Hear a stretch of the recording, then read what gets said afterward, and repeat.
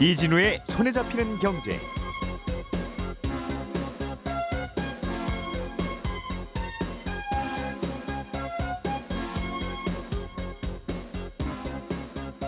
안녕하십니까, 이진우입니다. 최근 1인 가구용 임대주택의 면적을 정부가 축소하기로 하면서 논란이 좀 됐었죠. 정부가 이걸 원점에서 재검토하겠다면서 진화에 나섰습니다. 우리나라의 먹는 소금 공장에 사고가 발생해서 가동이 중단됐는데 이 여파가 이 공장뿐만 아니라 식품업계 전체로 번져갈 위기가 생겼다고 하네요. 이 내용도 자세히 들여다보겠고요. 중국계 기업이 만든 동영상 공유 플랫폼 틱톡을 강제 매각시키도록 하는 법안이 미국 의회에서 최종적으로 통과됐습니다. 디지털 영역으로 번진 미중 갈등 상황 자세하게 또 들어보겠습니다. 4월 25일 목요일 손에 잡히는 경제 시작합니다.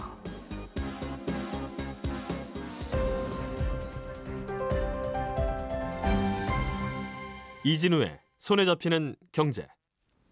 네, 오늘은 서은영 경제뉴스 큐레이터 박세훈 작가 그리고 행복자산관리연구소 김현우 소장 이렇게 세 분과 함께 또 경제 뉴스들 중에 중요한 거 뽑아서 하나하나 짚어보고 또 씹어보고 느껴보고 하겠습니다. 세 분 어서 오십시오. 네, 안녕하세요. 네, 느끼는 것까지는 조금 좀 오버였다는 생각이 그럴 것까지는 아니죠. 네. 자, 김현우 소장님이 갖고 오신 소식은 재밌네요. 네. 우리나라의 그 정제 소금, 예. 이게 이제 소금은 화학 공장에서도 쓰고 여기저기서 많이 쓰이는데 네네. 먹는 소금을 정제 소금이라고 부르나 봐요. 아닙니다. 조금 다릅니다. 아, 그래요? 예. 소금 여기서 이제 인명사고가 발생해서 소금 공장에서 예, 네. 공장 가동이 멈췄는데 다른 식품업계도 비상이다 이런 뜻인데 걱정하실까 봐 이제 결론부터 말씀드리면 큰 문제는 안 생길 것 같습니다. 일단 소금 같은 경우에는 바닷물을 자연 증발시켜서 만드는 천일염이 있습니다. 염전에서 만드는 거죠. 그리고 바닷물을 끌어와서 여과한 뒤에 열로 물을 증발시켜서 만드는 이 소금이 바로 정제소금, 예. 정제염이라고 부릅니다. 그건 이제 공업용으로 쓸 수도 있고 먹는 걸로 쓸 수도 있는 거고요. 그런데 국내에서 이 정제염을 생산하는 업체는 한주소금이라는 업체가 유일합니다. 근데 이 업체에서 지난 15일 바닷물을 끌어오는 장비에 정비를 하다가 예. 작업자가 숨지는 사고가 발생을 했고 이렇게 사망자가 발생하면 중대재해로 보고 즉각 작업중지 조치가 내려집니다. 그래서 공장 가동이 중단된 거죠. 근데 일각에선 이걸 두고 이제 중대재해처벌법 때문에 과도한 작업중지 명령이 떨어져서 뭐 산업 경쟁력이 악화된다 이런 주장도 있는데 공장 가동 중지 조치는 중대재해처벌법과는 무관합니다. 그 이전부터도 그렇게 하기로 했었다는 맞습니다. 거죠? 예, 산업안전보건법에 따라서 내려지는 조치인데요. 이로 인해서 지금 열흘가량 정제염 생산이 아예 중단이 되고 있어요. 그러다 보니 소금을 쓰는 다른 식품업계에도 비상이 걸렸다 이런 겁니다. 예. 소금이 들어가는 사실 모든 식품 가공품은 거의 이 정제염을 사용을 하는데 아까 염전에서 만드는 그 천일염에 비해서도 생산 단가도 한 3분의 1 수준으로 저렴하고요.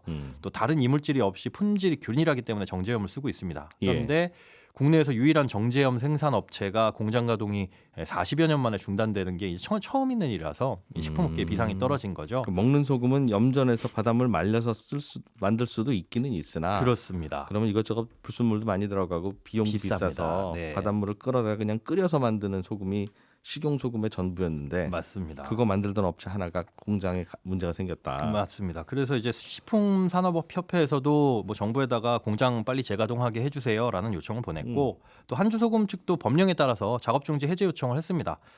그러면 이제 정부에서는 심의회를 열어가지고 공장 재가동 여부를 결정하는데 그게 오늘이에요. 안전조치가 완료됐다고 판단되면은 바로 이제 작업중지 명령을 해제하도록 법에 돼 있고 만약 오늘 중지 명령이 해제되면 바로 내일부터 이제 생산에 들어갈 수 있어서 우려했던 문제는 발생하지 않을 것으로 보이긴 합니다. 그 바닷물 끓여서 만드는 정제소금 업체가 이곳 한 곳밖에 없었다는 걸 뒤늦게 알았네요. 네, 그렇습니다. 이게 어쩌다 이렇게 됐어요? 어려운 기술도 아닌데 왜 이곳밖에 없냐?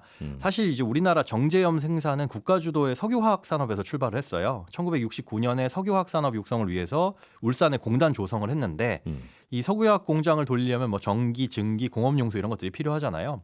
그래서 여기에는 우리나라 최초의 열병합 발전소도 있습니다. 근데 마침 공업용 소금도 생산이 필요하던 시기에 소금을 만들려면 물을 증발시킬 열이 필요하잖아요. 그래서 공단에서 사용하고 남은 열 에너지를 활용해서 소금을 만들기 시작한 겁니다. 남는 열을 이러다 민영화되면서 지금의 한주 소금이라는 모습이 갖춰졌는데 다른 업체가 이제 쫓아가려고 하더라도 이런 인프라를 갖추고 있는 곳이 없죠.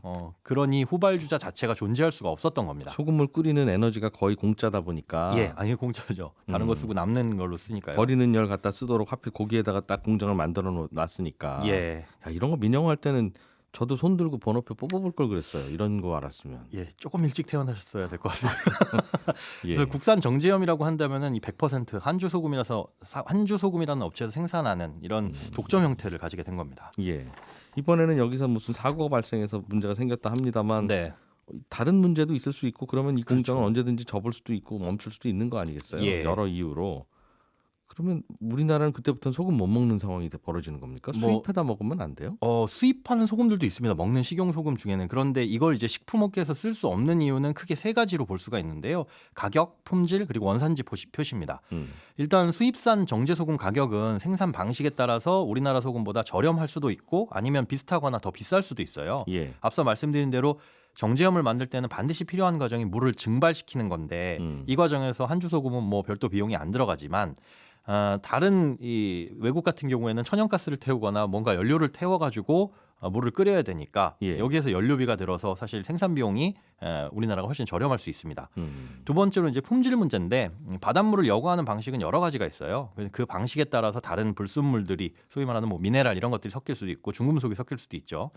물론 이제 수입산도 식용 정제염을 들여오면 안전의 문제는 없을 텐데 그 불순물이 뭐 몸에 좋다 안 좋다 위험하다 이걸 떠나서 균일한 순도를 유지하는 정제염을 당장에 대량으로 수입해 오기는 좀 곤란한 겁니다. 수입처를 찾기가. 그리고 마지막으로 세 번째는 이제 원산지 표시의 문제인데 과자 같은 경우에는 소금이 주된 원료가 아니다 보니까 원산지 표시를 따로 안 해도 되지만 뭐 김치, 절임, 젓갈 같은 경우에는 고춧가루하고 소금은 원산지 표시를 반드시 하도록 되어 있거든요. 그러다 보니 수입산 정제염을 쓰면 식품에 따라서는 포장지를 전부 교체하는 문제가 생겨서 당장에 소금을 수입해 오기는 어렵고 소금이 외국산이면 전체가 다 외국산으로 표기를 바꿔야 할 수도 있다. 주성분. 그래서 정제염이 늘 안정적으로 이런 일이 없었기 때문에 이런 상황이 지금 대비가 안 됐는데 이번 기회에 아마 식품업계들도 좀 대비를 하지 않을까 싶습니다.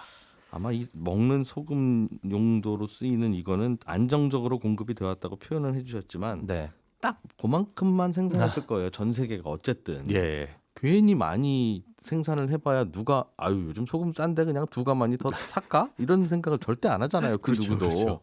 그러니까 다들 그만큼 그러니까 인류가 소비하는 양만큼만 전 세계 소금 업체가 만들었을 테니 뭐 소금이 유행한다고 더 많이 먹는 것도 아니고 이게 그 비슷한 산업이 뭡니까 그 배로 실어 날라다 주는 그 해운 업계 이것도 요즘 해운 업계가 일감이 없어서 싸대 괜히 우리 그냥 빈 박스나 저기다 한번 보내볼까? 야 진짜 싸 이러지 않을 거 아니겠습니까?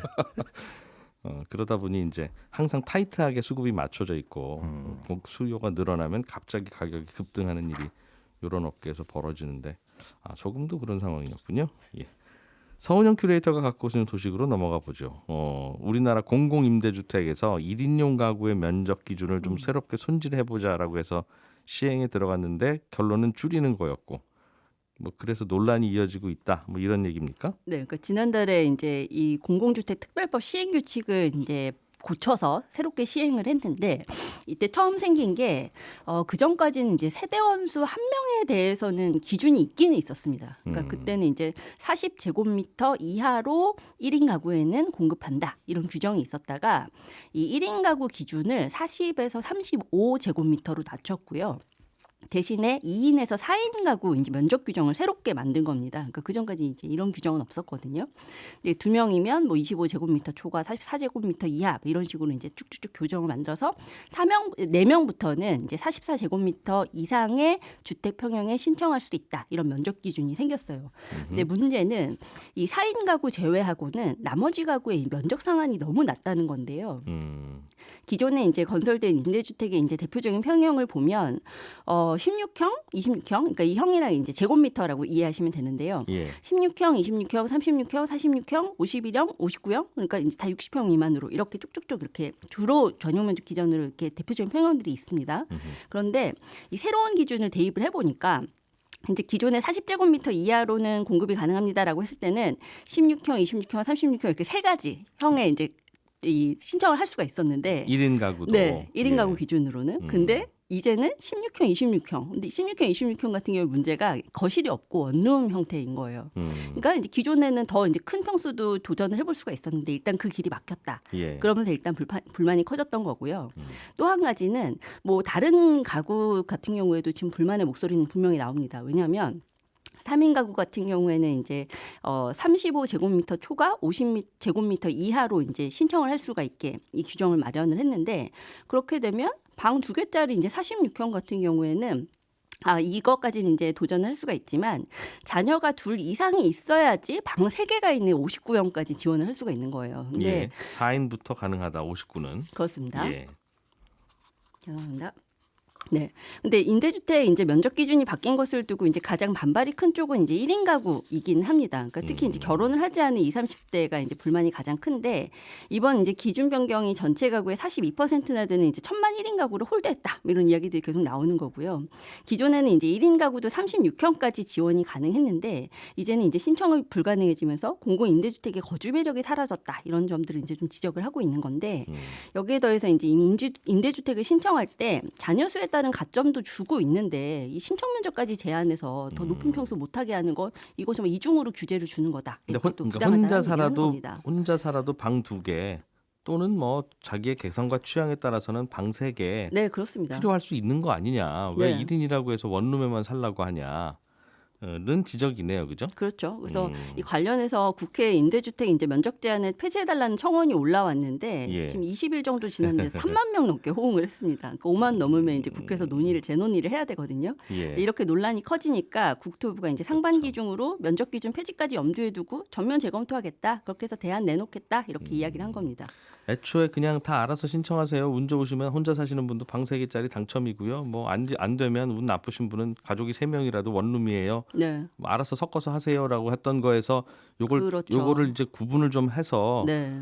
줄을 따로 세우려고 하다 보니 생긴 일인데 그런 거 아니겠어요? 그렇죠. 근데 이게 방 3개짜리가 남아 돌면 왜 굳이 이렇게 하겠어요? 네, 그러니까 그야말로 사실 이제 이 긁어부스럼이 좀 생긴 벽인데요. 그러니까 애초에 이제 세대별 면적 기준이 1인 말고는 없었단 말이죠. 근데 예. 2에서 4인 기준으로 해서 이제 촘촘하게 이제 이 구간을 만들다 보니까 이제 이런 논란이 생기기 시작한 건데 정부가 이제 기존에는 저소득층 대상으로 해서 이제 한 주거복지 정책으로 공공임대주택을 이제 공급을 하다가 최근에는 이 공공임대주택을 저출산 대책의 수단으로 활용을 하기 시작을 했습니다. 근데 그러면서 좀 생긴 부작용이 아닐까 이렇게 좀 이야기할 수 있을 것 같은데 자녀가 많은 가구가 넓은 면적의 이제 공공 임대주택을 우선 공급받을 수 있게 해서 아이를 더 낳고 싶게 만들겠다 이게 개정 취지였거든요. 예. 그래서 1인 가구가 이제 이 임대주택에 살다가 또 결혼하면 2인 가구로 옮겨가고 아이 낳으면 또 3인 가구, 더 낳으면 4인 가구 이렇게 옮겨갈 수 있게끔 계속해서 혜택을 강화시켜 주겠다라는 게 기본 취지였어요. 예. 그런데 이제 매년 공급할 수 있는 공공 임대주택 수는 한정이 돼 있다 보니까 이제 세대원 수별로 면적 제한 기준을 둘 수밖에 없었고 그러다 보니까 이제 다세대 가구만 신청할 수 있는지 면적 범위를 좀 이제 요 정도 이 넓은 평수는 다세대에게 한정을 해서 신청할 수 있게 해줘야겠다라고 하다 보니까 1인 가구 같은 경우는 신청 가능 면적을 조정하면서 더 안 좋아질 수밖에 없었다라는 겁니다. 이해는 돼요. 다 방 2칸씩 있는 걸 임대주택으로 만들었으면 이런 일이 없는 네. 건데 원래 임대주택 만들다 보면 원룸도 있고 투룸도 있고 쓰리룸도 그렇죠. 있고 하다 네. 보니 이거를 그냥 묶어놓고 추첨하다 보면 가족이 2-3명, 4명 되는 분들이 원룸이 당첨되고 이러면 어떡합니까? 그렇죠. 이걸 네. 좀 구분합시다. 라고 하는 거니까 기존에 이미 존재하는 임대주택을 나누는 방식이라서 이걸 이렇게 나누든 저렇게 나누든 1인 가구도 방 2개, 3개 드릴게요라고 하면 4인 가구가 원룸 들어가는 일이 생길 수밖에 없잖아요. 이런 현실에서는. 정부는 뭘 어떻게 개선하겠다고 하는 거죠, 그럼? 그래서 사실 이제 대안이랄 게 지금으로서 과연 마땅한가 좀 고민이 되는데 일단 예. 검토하고 있는 안은 이제 두 가지가 거론이 되는데 면적 기준을 그대로 두고 1, 2인 가구의 이제 면적 기준을 통합하는 방안. 그러니까 1, 2인 가구 안에서만 이제 그 싸우라는 이야기죠. 그리고 이제 예. 3인 가구, 4인 가구 이상에 대해서는 면적 기준을 정한 대로 그대로 놔두고요. 그리고 이제 두 번째 안은 면적 기준을 없애는 대신에 세대원 수가 많을수록 가점을 더 많이 줘서 넓은 면적을 우선 배분하는 방식입니다. 근데 지금도 이미 세대원 수가 많으면 가점을 주는데 지금은 더 많이 가점을 줘서 원하는 평형을 차지할 수 있게끔 이제 그렇게 좀 유도를 하겠다라는 이야기죠. 그러면 지원은 할 수 있으나 어차피 1인 가구한테는 원룸 돌아갈 거니까 결과적으로는 어쩔 수 없어요라는 솔루션이네요. 그러니까 결국에는 똑같아요. 그래서 결국 이제 조산모사가 될 수밖에 없다는 이야기를 하는 게 결국엔 지금도 이제 가점 방식으로 해서 1인 가구는 당연히 이제 고평수에서는 밀려날 수밖에 없는 상황인데 네. 근데 지금 이제 제가 봤을 때는 이 수치가 그냥 이제 마음에 들지가 않는 거거든요. 그러니까 40에서 이제 38, 33으로 줄어든 이 수치가 이렇게 이제 좁아 그냥 마음에 터진 걸 들지 않는 임대주택이라고 것이고. 만들었다는 거야? 이런 느낌이라는 거죠. 그렇습니다. 그래서 이번 이제 제도 변경에 대해서 제도를 바꾸더라도 과연 이 모든 세대, 이제 다양한 이 세대 수를 가지고 있는 모든 가구를 만족시킬 수 있는 안이 나올 수 있을지 사실 의문이 드는 게 지금 이 제도를 가지고 지금 1인 가구의 이 불만 목소리가 가장 많이 나오고 있기는 하지만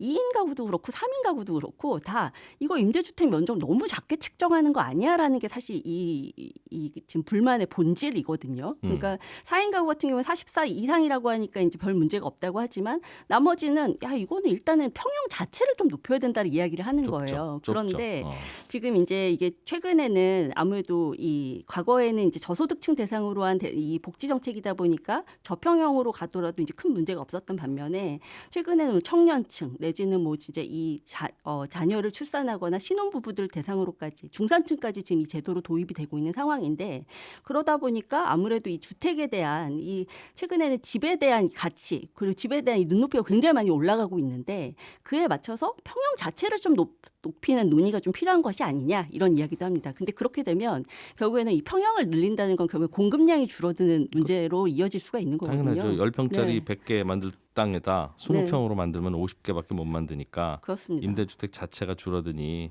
우리의 이 오늘 뉴스의 근본적인 고민은 네.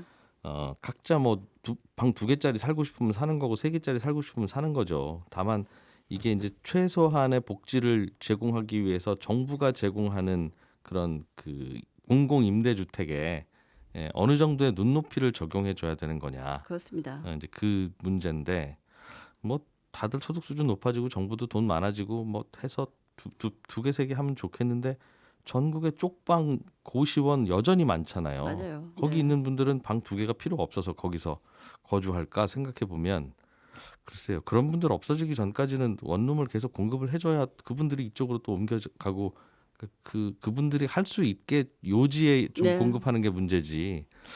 조금 좀 순서는 어떤지 모르겠습니다. 네. 서로 여기서부터 이제 각자 생각 얘기하면 또 이제 뜨거워지는 거죠.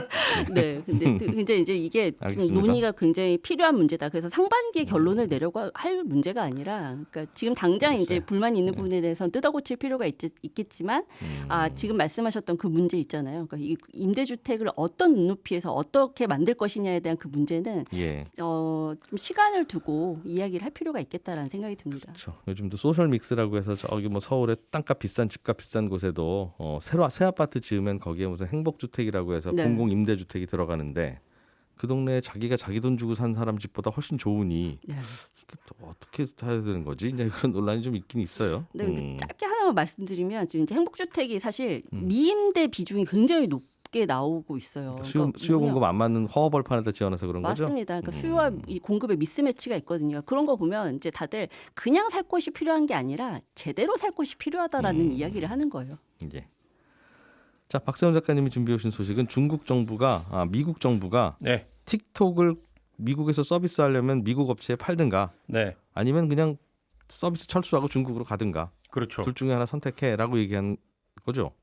그렇습니다. 틱톡의 미국 사용자가 대략 한 1억 7천만 명 정도 되거든요. 예. 미국 인구가 3억 4천만 명이니까 단순 계산으로 미국 인구의 절반이 사용하고 있는 게 이 틱톡 서비스인데 틱톡 입장에서도 그렇고 사용자들 입장에서도 그렇고 일단 깜짝 놀랄 뉴스가 나온 거죠. 그리고 바이든 대통령이 어젯밤에 서명을 했기 때문에 이건 실제로 시행이 되는 거거든요. 그럼 미국 국회는 왜 이런 법안을 통과시켰고 바이든 대통령은 여기에 서명을 했느냐? 어떤 점이 마음에 안 드는 거냐 하면 일단은 틱톡을 사용하는 사람들의 개인정보가 중국 정부에게 넘어갈 가능성이 크다는 겁니다. 틱톡을 이용하려면 다양한 개인정보를 가입할 때 적어야 하는데 중국은 빅테크 기업들이 가지고 있는 개인정보를 중국 정부가 달라고 하면 줘야 하거든요. 예. 그러니 미국 틱톡 사용자들의 민감한 개인정보가 중국 정부에게 넘어갈 가능성이 크다는 겁니다. 다만 구체적으로 개인정보가 중국 정부에게 넘어가면 어떤 위험이 발생을 하는 건지 이미 1억 7천만 명이나 다운로드 받아서 사용을 하고 있는데 무슨 위험이 있다는 건지는 자세히 밝히지는 않았습니다. 두 번째는 틱톡은 사용자들이 단순히 짧은 영상만 올리는 게 아니라 그 예. 안에서 뉴스 서비스도 하고 있거든요. 그러면 틱톡 측이 미국 정부의 정책에 반대하는 혹은 중국 정부에게 우호적인 여론을 틱톡을 통해 형성할 수도 있다는 뭐 겁니다. 그럴 수도 있겠죠. 그렇죠. 예. 사용자들에게 보여지는 콘텐츠는 틱톡에서 얼마든지 조작을 할 수 있으니 여론 조작에 매우 유용한 게 바로 틱톡이기 때문에 예. 틱톡을 금지한다는 법안을 통과시켰다라는 설명입니다. 그렇군요. 이걸 미국이 요구했다는 거죠? 예. 틱톡 측의 반응은 어떻습니까? 중국의 반응인데 결국. 일단은 매각을 하는 방안을 생각을 해볼 수는 있을 겁니다. 그런데 이게 2020년에도 4년 전에도 비슷한 일이 한 번 있긴 했었거든요. 당시엔 트럼프 대통령이 있던 시절이었는데 그때 당시에는 매각을 하려고 했었어요. 매각을 하려고 하다가 트럼프 대통령이 재선에 실패하는 바람에 그냥 흐지부지 되고 말았는데 예. 4년 전보다 지금 틱톡의 기업 가치가 훨씬 더 많이 올라갔거든요. 비싸졌어요? 시장 추정가가 대략 한 308조 원 정도 됩니다. 그러니 이 비싼 인수 비용을 댈 만한 기업이 많지는 않을 거고 구글이나 메타 같은 동종업계 돈 많은 기업들이 인수를 하려고 해도 인수를 하는 순간 시장 점유율이 치솟거든요. 그럼 또 미국의 반독점법을 위반할 여지가 생기는 겁니다. 그래서 틱톡 측에서 매각을 하고 싶어도 잘 안 될 가능성이 있고요. 미국 정부랑 법적으로 다퉈보려고 하긴 할 겁니다. 틱톡 이용자 1억 7천만 명이 틱톡에 자신의 의견을 올릴 기회를 없애는 건 표현의 자유를 인정하고 있는 미국 헌법에 어긋난다는 점. 네. 그리고 틱톡을 이용해서 이미 사업을 하고 있는 사람들의 사업권을 제한한다는 점을 근거로 들어서 소송을 할 거다라는 전망이 나오는데 실제로 소송이 어떻게 전개될지는 더 봐야 알겠습니다만 저는 이 부분이 개인적으로 참 흥미로운 지점이라고 생각을 하는데 지난달에는 미국이 중국의 전기 자동차를 차별한다는 이유로 중국 정부가 WTO에 미국 정부를 제소를 했고요. 또 최근에는 미국 정부가 중국산 철강에 관세를 더 매기려고 하니까 자유로운 무역 질서를 혼란스럽게 하지 말라고 중국 정부가 미국 정부를 강하게 비판을 했거든요. WTO에 제소한 것도 중국이 WTO에 미국을 제소했다는 거죠? 그렇습니다. 자유무역을 하라고 압박하면서. 그렇습니다. 그리고 이번에는 미국 정부가 표현의 자유를 침해했다라고 비판을 하고 외국 기업을 억압하기 위해 국가 권력을 남용했다라는 비판을 중국 쪽에서 하고 있다라는 게 세상에. 세상이 정말 달라졌구나 이런 일도 있구나 싶습니다. 그리고 어쩌면 매각을 하지 않고 그냥 법안에 따라서 서비스 금지를 해버릴 수 있다는 해석도 나오는데요.